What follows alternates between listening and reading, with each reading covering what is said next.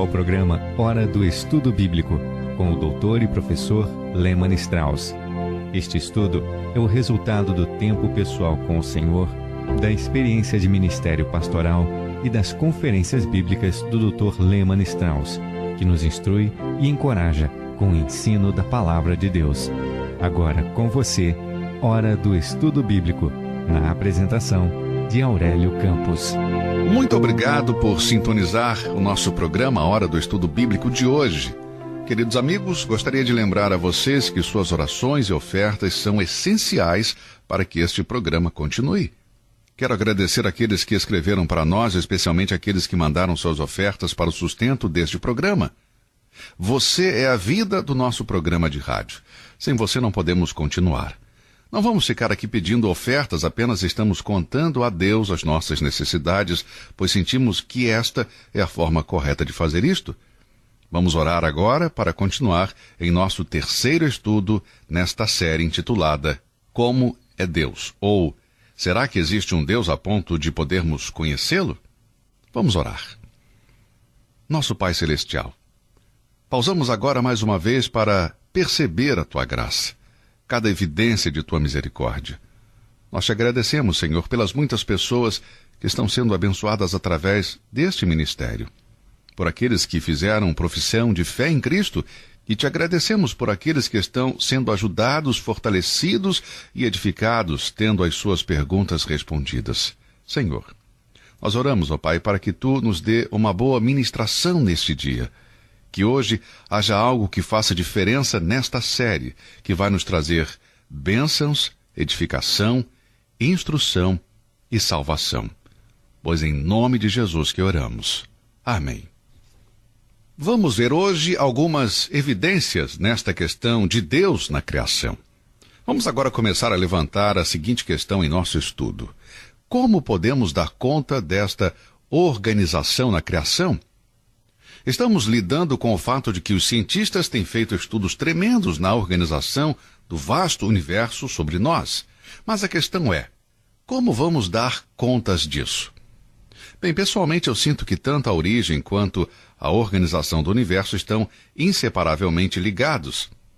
Como tudo isso passou a existir e é sustentado, eis a questão.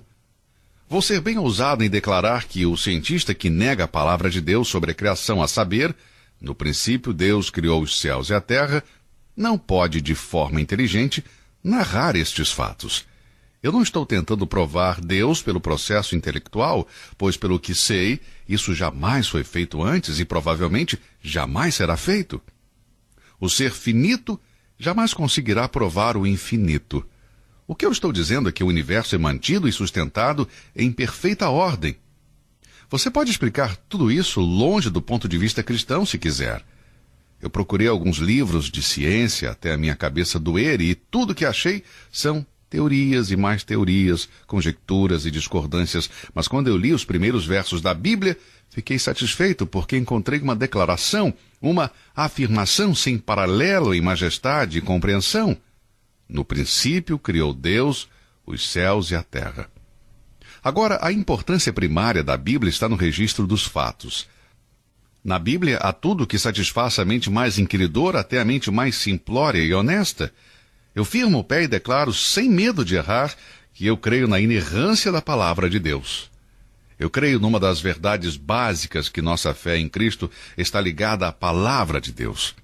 O que um homem pensa sobre a Bíblia vai me dizer muito sobre o que ele acha de Deus e muitas outras coisas. Eu creio que qualquer indivíduo em qualquer igreja local ou qualquer instituição cristã que mantenha uma posição forte na inerrância das Escrituras na volta de nosso Senhor Jesus Cristo não vai se envolver com outros assuntos. Dessa forma, voltamos para a questão primária com relação à criação e à organização da criação de Deus. Vamos olhar Isaías 40, versos 12. Por alguns momentos, vamos ler. Quem mediu na concha da sua mão as águas, e tomou a medida dos céus aos palmos, e recolheu numa medida o pó da terra, e pesou os montes com peso, e os outeiros em balanças. Agora há uma série de perguntas para você, meu amigo, e que o ateu, o infiel, o cético respondam a estas perguntas se puderem. o Deus sobre quem o profeta Isaías escreveu é Jeová, o único e verdadeiro Deus, onipotente, onisciente e onipresente. Não apenas criador de todas as coisas, mas sustentador de todas as coisas também. Que ninguém creia que a ciência, mesmo a ciência moderna, tem uma explicação completa para a origem do universo e de nossa Terra. É verdade que há muitas hipóteses baseadas em fenômenos físicos, mas no final das contas, não há explicações plausíveis para o princípio. Devemos nos voltar para a palavra de Deus. João 1,3 diz: todas as coisas foram feitas por ele, e sem ele, nada do que foi feito se fez. Porque nele foram criadas todas as coisas que há nos céus e na terra, visíveis e invisíveis, sejam tronos, sejam dominações, sejam principados, sejam potestades, tudo foi criado por ele e para ele, e ele é antes de todas as coisas, e todas as coisas subsistem por ele. Colossenses 1:16 e 17. Sim, o Deus eterno e salvador, que precede todas as coisas e que criou todas as coisas para o cumprimento de seus propósitos. Elas não apenas foram criadas por ele, mas são sustentadas por ele. Não estou aqui achando defeitos no cientista que enfatiza a descoberta de uma forma descomunal que agora é conhecida como algo que esteja no núcleo do átomo. O que eu vou insistir é que o átomo não responde a todas as importantes perguntas com que lidamos sobre a organização do universo. Veja que devemos ir além do átomo para o Deus do átomo. Ambos os mundos, o que é visto e o invisível, o material e o espiritual, estão unidos pelo Criador. Não vamos falar de novo sobre algumas das teorias humanas não provadas que falam das forças que mantêm a Terra e os planetas suspensos no espaço, enquanto sabemos que foi Deus quem os colocou onde eles estão. A Bíblia diz que o norte estende sobre o vazio e suspende a terra sobre o nada. Jó 26, versos 7. Somente quem colocou a terra onde ela está pode mantê-la lá. Deus é tanto a lei quanto o Senhor da criação e da gravidade. Nosso Deus e Salvador sustenta todas as coisas pela força de seu poder, de acordo com Hebreus capítulo 1, verso 3. Há um argumento para a existência de Deus e para o universo que é chamado de argumento cosmológico. A maioria dos teólogos, quando escreve sobre o teísmo cristão, inclui evidências para a existência de Deus através do argumento cosmológico ou do argumento baseado nas leis da causalidade. Este princípio simplesmente estabelece que cada evento e efeito deve ter uma causa adequada. Que existe um universo aqui, ninguém pode negar. Suas partes são finitas e os habitantes que vivem na Terra são finitos. Portanto, ele depende de uma força exterior dele mesmo. A organização do universo exclui qualquer possibilidade de uma existência por acaso. Qualquer grande feito de engenharia, tal como uma grande ponte ou uma represa, o planejamento cuidadoso dos melhores arquitetos, engenheiros e trabalhadores é um absoluto essencial. O moderno e grande prédio não pode ser construído sem um planejamento adequado com relação ao mínimo detalhe. Da mesma forma, no edifício do universo deve haver antes de tudo planos detalhados por uma inteligência superior, um arquiteto supremo e um construtor cuja sabedoria é absolutamente infalível. Não é difícil pensarmos que lá, no início da criação do universo, já estava Deus. Não vejo nenhuma causa adequada longe de Deus suficiente para explicar ao mundo com seus milagres e seus mistérios. Certamente que a evolução ateísta e a infidelidade não têm nenhuma explicação para a existência do universo. O mundo acredita que o projeto e a dependência estão relacionados com a mente e o gerenciamento deste projeto. Todas as suas formas e forças indicam seu propósito e seu plano. Nenhuma pesquisa científica sobre este assunto jamais trouxe luz sobre algo irregular ou irracional, mas há claras evidências de uma origem e da ordem. O universo é verdadeiramente de grande efeito. Deve haver uma causa original e suficiente para produzir isto. O falecido Dr. Clarence Edward Macartney era um dos meus escritores favoritos.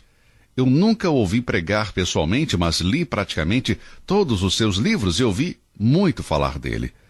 Certa vez ele escreveu algo sobre James Beadle, um considerável poeta. Ele tinha um filho muito talentoso, James Hay, que morreu aos 22 anos, deixando para trás alguns poemas que seu pai publicou mais tarde. Em suas lindas memórias neste volume, o pai nos conta da educação religiosa de seu filho. Ele desejava ver até onde iria seu próprio raciocínio, traçando o primeiro princípio em todas as religiões: Deus e sua pessoa.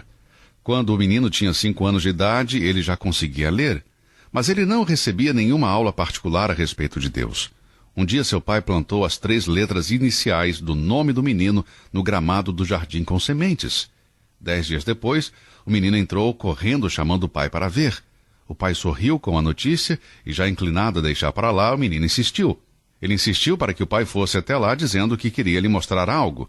Finalmente o pai foi até o lugar e disse: "Sim, eu estou vendo, mas não há nada aqui de anormal. Pode ser mera coincidência?" E virou-se para ir embora, mas o garoto seguiu seu pai, pegando em seu casaco, e disse com grande ansiedade que talvez não fosse por acaso, que alguém deveria ter arrumado tudo aquilo.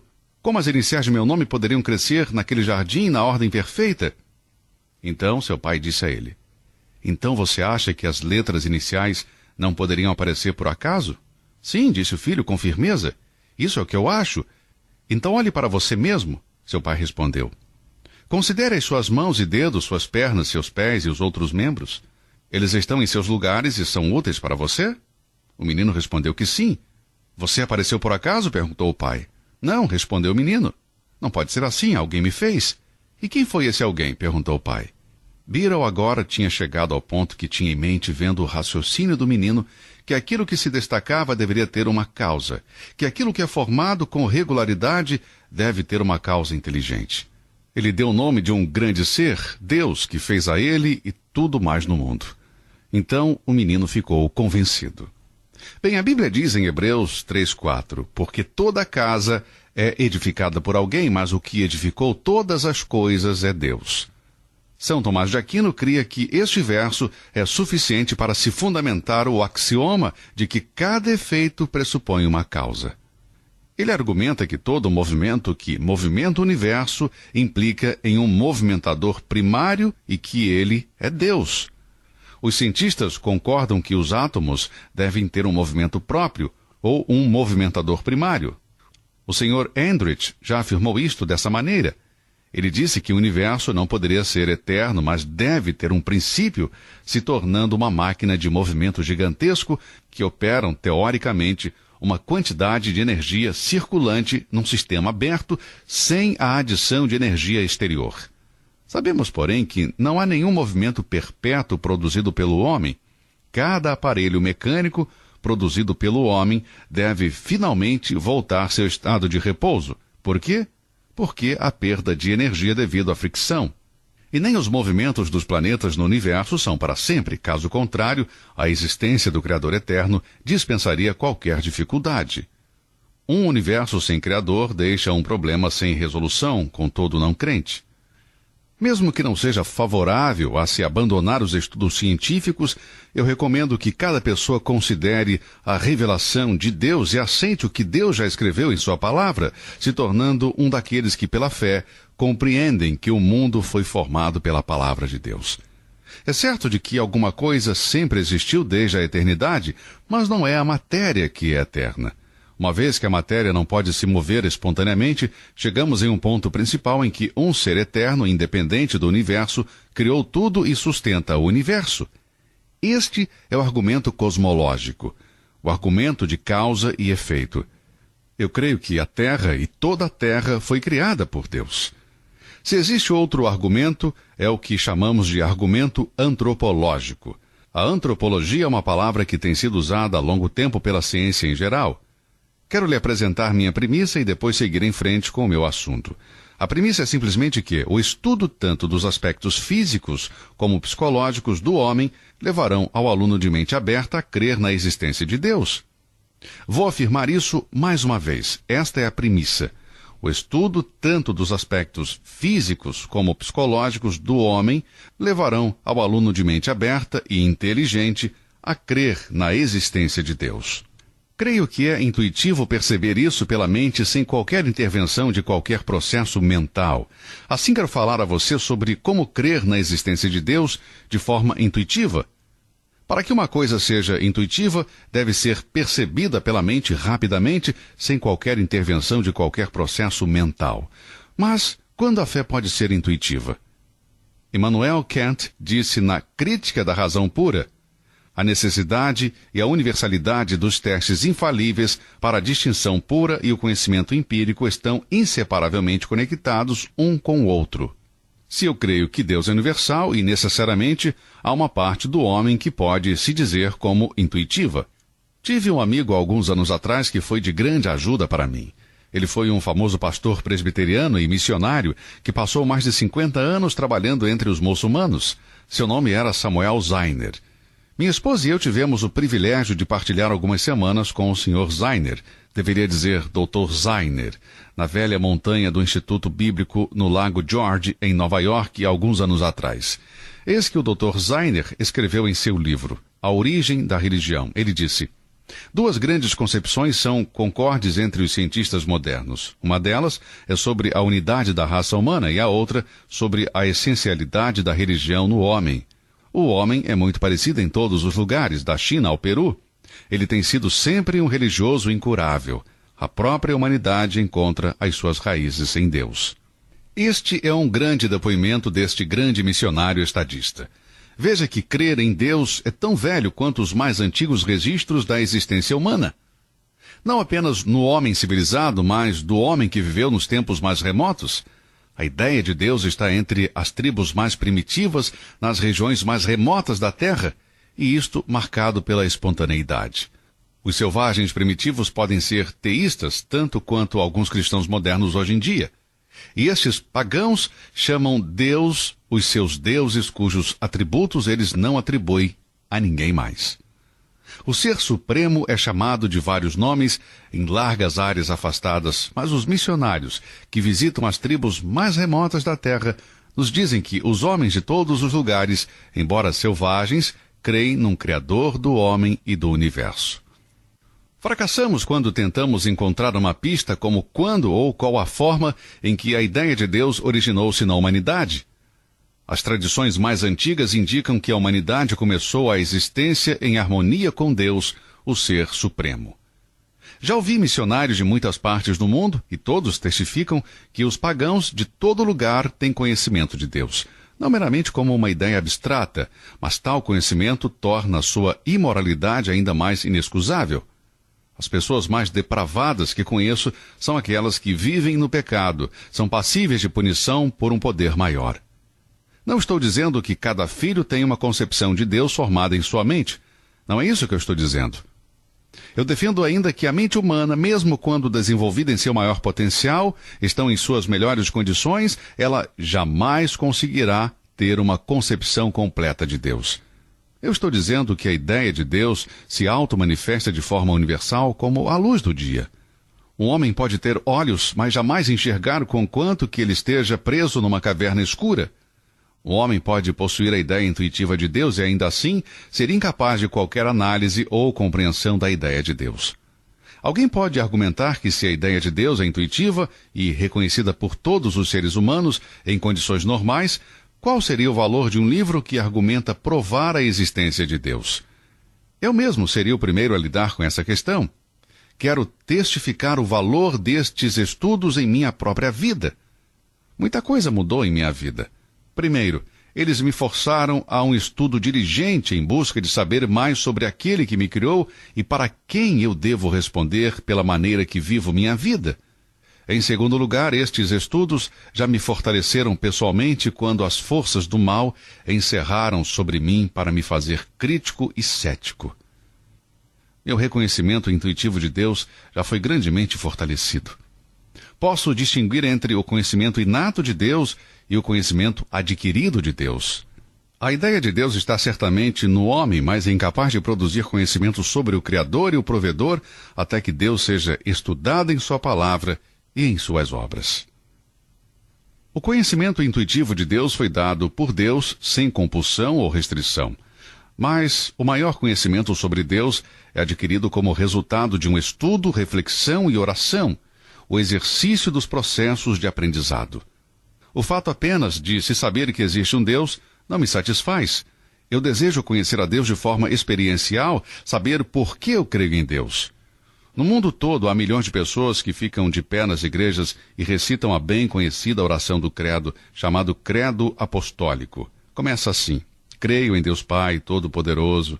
Sinceramente, eu creio que é possível que muitos que recitam este credo não conhecem a Deus Todo-Poderoso de forma pessoal e experiencial. Há uma única maneira de conhecer a Deus de forma experiencial e pessoal, através de nosso Senhor Jesus Cristo, que disse: eu sou o caminho, a verdade e a vida. Ninguém vem ao Pai, senão por mim. Evidentemente que há um conhecimento intuitivo de Deus. Isto, meu amigo, não é o suficiente. Deus precisa ser estudado. Precisamos aprender mais sobre Deus e precisamos encontrá-lo dentre os limites da palavra de Deus, a palavra do Deus vivo. Você já considerou como o homem se adaptou para viver na Terra? Por exemplo, o homem não conseguiria viver em um outro lugar que não fosse a Terra? Quando fomos até a Lua, tivemos que usar um traje especial e uma nave espacial.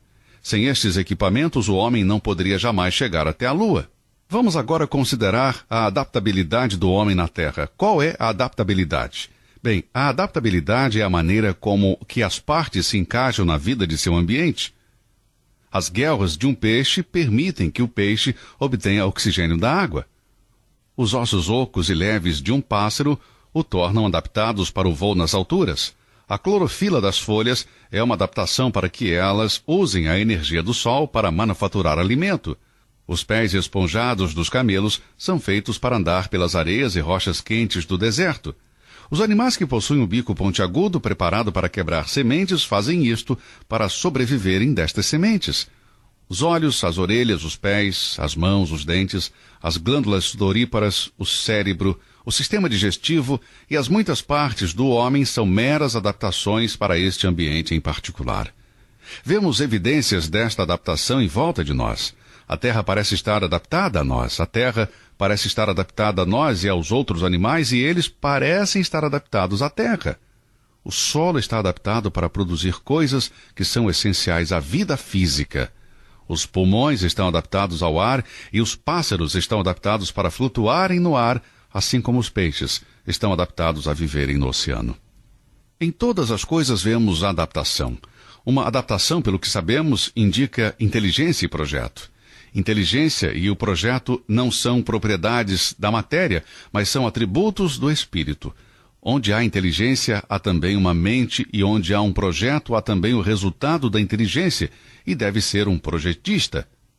Se depois destes muitos exemplos e adaptações visíveis, temos a clara sugestão de um projeto, eis a questão que surge: quem é o projetista? Meus amigos, a única resposta é Deus, o Criador e governador de todas as coisas. A ideia cristã da origem do homem é encontrada na Bíblia, pois lemos em Gênesis capítulo 2, verso 7. E formou o Senhor Deus o homem do pó da terra, e soprou em suas narinas o fôlego da vida, e o homem foi feito alma vivente. Bem, eu vi uma experiência que, depois de analisar os componentes químicos do corpo humano, comprovam todos os elementos químicos que existem na Terra. O fato de que o homem é adaptado apenas à Terra somente não nos deve surpreender. Alguém já disse muito bem que a razão mais surpreendente pelo qual a Terra é o palco da vida é a conclusão científica e escriturística de que, dentre os corpos celestiais, a Terra é o único planeta que sustenta a vida, e nós sabemos disso. O homem não pode viver no interior da Terra, nem tampouco viver muito acima da superfície, sem algum tipo de equipamento. O Sol e a Lua já atraíram o interesse dos cientistas, além dos outros corpos celestes. Em menos de 200 anos, ninguém menos que uma autoridade, Sir William Herschel, um notável astrônomo inglês, sugeriu seriamente que o Sol poderia ser habitado. Bom, hoje uma sugestão dessa seria no mínimo ridícula. A Lua, por outro lado, poderia oferecer alguma hospitalidade de habitação humana, mas as últimas descobertas da maioria dos cuidadosos observadores descartam todas as probabilidades.